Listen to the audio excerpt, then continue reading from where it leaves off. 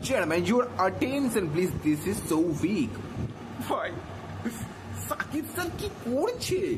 এই লোকটাকে থামাও, কেউ তো থামাও। উফ, আমি তুফানের এক্সক্লুসিভ একটা পোস্টার দেখলাম। ভাই কি করেছে পোস্টারটা, দেখে মনেই হচ্ছে না যে এটা কোনো একটা বাংলা সিনেমার পোস্টার দেখছি। আমার তো মনে হচ্ছে এটা কোনো বাইরের দেশের একটা বিশাল বড় প্রোডাকশন হাউস থেকে কোনো সিনেমা আসছে, বিশাল বড় সুপারস্টার রয়েছে, তার পোস্টার দেখছি। মানে এতটা প্রিমিয়ামনেস কি করে মেনটেন রেখেছে শুধুমাত্র রায়হান রাফি বলেই সম্ভব।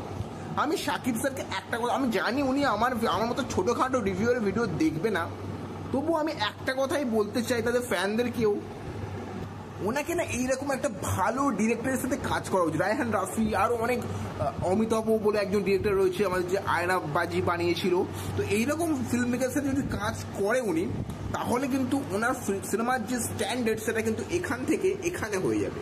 কারণ দেখতে পাচ্ছেন তো কি পোস্টারটা জাস্ট অনবদ্য হয়েছে। আর আমি ওয়েট করতে পারছি না যে কবে সিনেমাটা রিলিজ করবে, আর আমি ফার্স্ট ডে ফার্স্ট শো দেখবো।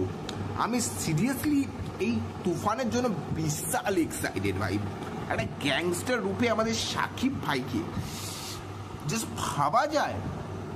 তো এইটুকুই বলার যে পোস্টারটা দুপাশে দুটো আমাদের হিরোইন দাঁড়িয়ে রয়েছে, তার সাথে আমাদের গ্যাংস্টার ভাইয়া সাকিব খান, সে পাশে এভাবে বন্দুক ধরে এভাবে দাঁড়িয়ে রয়েছে।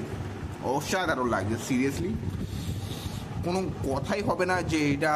অনেকে বলতে পারে যে কেজিএফ থেকে একটু একটু একটু copy copy copy copy copy, কিন্তু कुछ तो लोग कहेंगे, लोगों का काम है कहना, कहने दो उनको, हम हमारा काम करते हैं।